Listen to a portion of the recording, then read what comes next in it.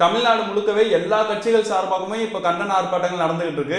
எந்த அளவுக்கு அப்படின்னு சொன்னா எக்ஸ்பிரஸ் அவென்யூ மாலா இருக்கட்டும், பிஆர் மாலா இருக்கட்டும், இல்லாட்டி பெண்கள் கூடக்கூடிய கல்லூரிகளா இருக்கட்டும், சாலைகளா இருக்கட்டும், வள்ளுவர் கோட்டமா இருக்கட்டும், இந்த மாதிரி மக்கள் கூடக்கூடிய எல்லா இடங்களிலுமே கண்டன ஆர்ப்பாட்டங்களை எல்லா கட்சியினருமே நடத்திக்கிட்டு இருக்கிறாங்க.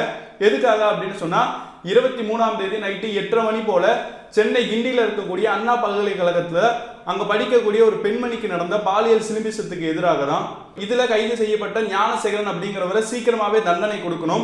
அவரு அந்த சார் அப்படின்னு ஒருத்தரை பத்தி சொன்னாரு. அந்த சார் யாரு, அவருக்கு பின்னாடி இருக்கக்கூடிய நபர்கள் யாரு, அவங்களையும் உடனடியாக கைது செய்யணும் அப்படிங்கிற கோரிக்கையை முன்னிறுத்தி எல்லா தரப்பு மக்களுமே எல்லா கட்சியினருமே இன்னைக்கு போராட்டங்களை ஈடுபட்டு இருக்கிறாங்க.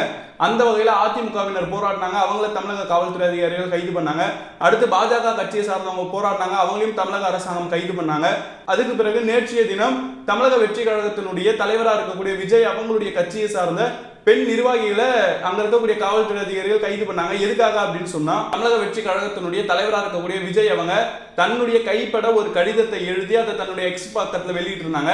அந்த ஒரு கடிதத்துல என்ன சொல்லியிருந்தாங்க அப்படின்னு சொன்னா, இந்த ஒரு பாலியல் வன்கொடுமை நடந்தது சம்பந்தமாகவும் தமிழ்நாட்டில் சட்ட ஒழுங்கு சரியில்லை அப்படிங்கிறத வலியுறுத்தியும் அந்த ஒரு கடிதத்தை எழுதியிருந்தாங்க. அந்த ஒரு கடிதத்தை கையில வச்சிருக்க. அந்த ஒரு கடிதத்துல விஜய் அவங்க என்ன சொல்லியிருக்கிறாங்க அப்படின்னு சொன்னா, அன்பு தங்கைகளே, கல்வி வளாகம் முதற்கொண்டு ஒவ்வொரு நாளும் தமிழகத்தில் தாய்மார்கள், எண்ணருமை தங்கைகள், பெண் குழந்தைகள் என அனைத்து தரப்பு பெண்களுக்கும் எதிராக நடக்கும் சமூக அவலங்கள், சட்டம் ஒழுங்கு சீர்கேட்டு அவலங்கள், பாலியல் குற்றங்கள் என்று பல்வேறு வன்கொடுமைகளை கண்டு உங்கள் அண்ணனாக மன அழுத்தத்திற்கும் சொல்லென்னா வேதனைக்கும் ஆளாகிறேன். யாரிடம் உங்கள் பாதுகாப்பை கேட்பது? நம்மை ஆளும் ஆட்சியாளர்களை எத்தனை முறை கேட்டாலும் எந்த பயனும் இல்லை என்பது தெரிந்ததே. அதற்காகவே இக்கடிதம். எல்லா சூழ்நிலைகளிலும் நிச்சயமாக உங்களுடன் நான் உறுதியாக நிற்பேன், அண்ணனாகவும் அரணாகவும். எனவே எதை பற்றியும் கவலை கொள்ளாமல் கல்வியில் கவனம் செலுத்துங்கள். பாதுகாப்பான தமிழகத்தை படைத்தே தீர்வோம். அதற்கான உத்தரவாதத்தை நாம் அனைவரும் இணைந்தே விரைவில் சாத்தியப்படுத்துவோம். இந்த கருத்தை கொண்ட கடிதத்தை தான் நடிகர் விஜய் அவங்க கைப்பட எழுதி சமூக வலைதளத்தில் வெளியிட்டு இருந்தாங்க. இந்த ஒரு கடிதம் வெளியிட்ட உடனே அங்க இருக்கக்கூடிய தாவேகாவினுடைய, அதாவது விஜய் கட்சியினுடைய மகளிர் அணி நிர்வாகிகள் என்ன செஞ்சாங்கன்னு சொன்னா, இந்த ஒரு கடிதத்தை ஜெராக்ஸ் போட்டு பெண்கள் கூடக்கூடிய அதிகமான இடங்கள், உதாரணத்துக்கு பெண் கல்லூரிகளா இருக்கட்டும், இல்லாட்டி விஆர் மாலா இருக்கட்டும், இந்த மாதிரியான இடங்கள் எல்லாம் நோட்டீஸ் விநியோகமா செய்ய ஆரம்பிச்சுட்டாங்க. உடனே அங்க இருக்கக்கூடிய காவல்துறை அதிகாரிகள் இந்த மாதிரி நோட்டீஸ் விநியோகம் செய்யக்கூடாது, பர்மிஷன் வாங்காம செய்யக்கூடாது அப்படின்னு சொல்லிட்டு சொன்னதுக்காக காவல்துறை அதிகாரிகளுடைய பேச்சையும் மீறி அவங்க நோட்டீஸ் விநியோகத்தை தொடர்ச்சியா பெண் கல்லூரிகள் வாசல்ல செஞ்சுக்கிட்டே இருந்தாங்க.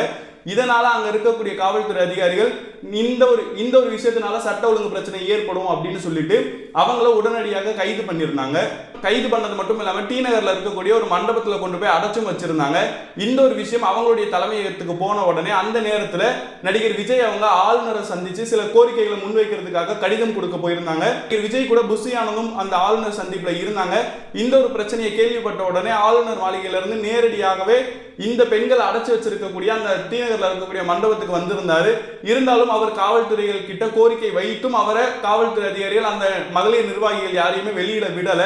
இதனால அங்க ஏற்பட்ட சில சலசலப்புனால புஷி ஆனந்த் அவங்களையும் காவல்துறை அதிகாரிகள் கைது பண்ணி மண்டபத்தில் அடைச்சு வச்சிருந்தாங்க. இந்த ஒரு பிரச்சனை பெரிய அளவில் தமிழ்நாடு முழுக்க பேசப்பட்ட உடனே உடனடியாகவே தமிழ்நாடு காவல்துறை அதிகாரிகள் புஷி ஆனந்தையும் அவங்களுடைய பெண் நிர்வாகிகளையும் ரிலீஸ் பண்ணிட்டாங்க. இது நேற்று தமிழ்நாட்டில் பரபரப்பை ஏற்படுத்துச்சு அப்படின்னு சொன்னா, இன்னைக்கு காலைல வள்ளுவர் கோட்டத்தில் நாம் தமிழர் கட்சி சார்பாக சீமான் ஒரு கண்டன ஆர்ப்பாட்டத்தை ஏற்பாடு பண்ணியிருந்தாரு.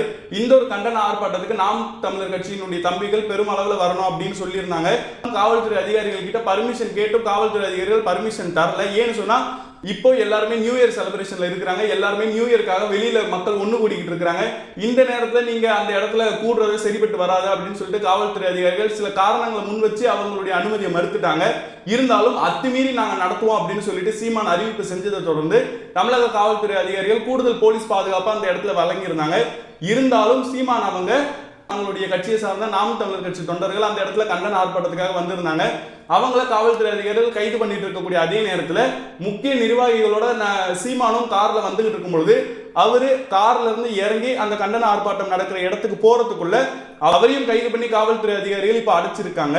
பொதுவாகவே இந்த மாதிரியான பிரச்சனைகள் தமிழ்நாட்டில் எழுது அப்படின்னு சொன்னா உடனடியாக எதிர்கட்சியா இருக்கக்கூடியவங்க மற்ற கட்சியை சார்ந்தவங்க இந்த மாதிரி ரோட்ல இறங்கி போராடுறது வழக்கம் தான். கைது செய்யப்படுறதும் ஒரு சாதாரண விஷயம் தான். இருந்தாலும் இந்த இடத்துல உங்ககிட்ட நான் கேட்கணும்னு நினைக்கிற கேள்வி என்னன்னு சொன்னா, காவல்துறை அதிகாரிகள் அனுமதி மறுக்கிறதுக்கு சில காரணங்கள் இருக்கதான் செய்யுது. ஏன்னு சொன்னா, இந்த நேரத்தில் போராட்டம் செய்யறதுக்கான தேவை என்ன இருக்கு அப்படிங்கிற ஒண்ணு இருக்கு. ஏன்னு சொன்னா, சம்பந்தப்பட்ட நபரை கைது பண்ணியாச்சு, அவரை சிறையில் அடைச்சாச்சு. நீதிமன்றத்தில் அந்த வழக்கும் விசாரணைக்கு போய்கிட்டு இருக்கு. இந்த இடத்துல இன்னும் எந்த கோரிக்கையை முன்னிறுத்தி போராட்டத்தை நடத்துறீங்க? இதை நீங்க அரசியலுக்காக செய்றீங்க, ஒரு தேவைக்காக உண்மையிலே நீங்க அந்த பொண்ணுக்கு சப்போர்ட் பண்ணி செய்யணும்னு செய்யல அப்படிங்கிற மாதிரியான காரணங்களை காவல்துறை அதிகாரிகள் சார்பாக வைக்கப்படலாம். இன்னொரு பக்கம் போராடுறதுங்கிறது, பேச்சுரிமைன்றது, யாருக்கும் இடையூறு தராம களத்துல இறங்கி தங்களுடைய கோரிக்கைகளை முன்வைக்கிறதுன்றது சாதாரண ஒரு விஷயம் தானே. இதுக்காக எதுக்கு கைது பண்றீங்க?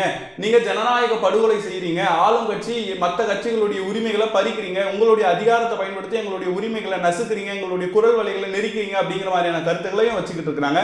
அப்ப இந்த இடத்துல இந்த ஒரு பிரச்சனையை நீங்க எப்படி பாக்குறீங்க? நேற்று தாவேகாவினுடைய பொதுச் செயலாளர் புசியானந்த் கைது செய்யப்பட்டதையும், இன்னைக்கு நாம் தமிழர் கட்சியினுடைய தலைவராக இருக்கக்கூடிய சீமான கைது பண்ணதையும் நீங்க எப்படி பாக்குறீங்க அப்படிங்கறத கீழே மறக்காம கமெண்ட் பண்ணிட்டு, உங்களுடைய சப்போர்ட் இதுல ஆளும் கட்சிக்கு இருக்கா இல்லாட்டி இவங்களுக்கு இருக்கா அப்படிங்கறத கீழே மறக்காம கமெண்ட் பண்ணிட்டு, உங்களுடைய ஃப்ரெண்ட்ஸ்க்கு இந்த வீடியோ மறக்காம ஷேர் பண்ணுங்க. இந்த மாதிரியான வீடியோஸ் தொடர்ச்சியா பார்க்க நம்மளுடைய சேனல் மறக்காம சப்ஸ்கிரைப் பண்ணிக்கோங்க.